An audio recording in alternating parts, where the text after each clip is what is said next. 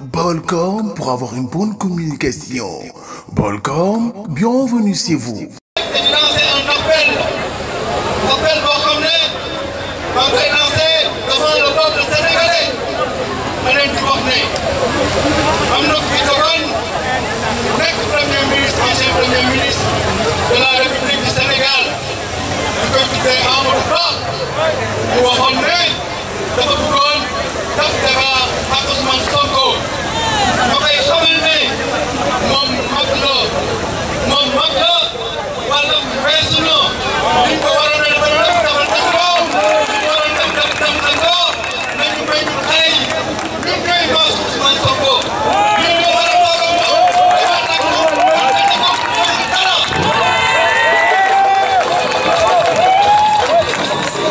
ñoom juróom-benn weer lañ ci def maa ne ñëpp sonn nañ ñëpp jaaxle nañ ñëpp tiit nañ ñu koy woon nag ci débat public boo xam ne moom nee na fiscaliste la dafa jàng impôt man ma woon ne man businessman la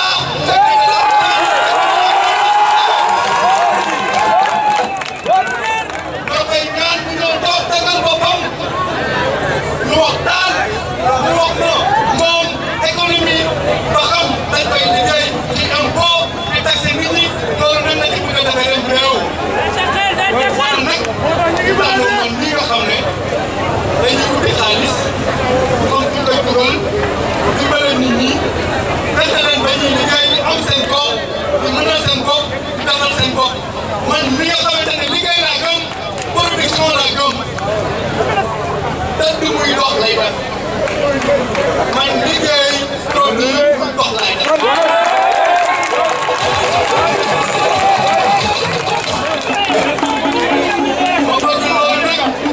Sénégalais yi jàpp ci wax ko mu am fit dañoo taxaw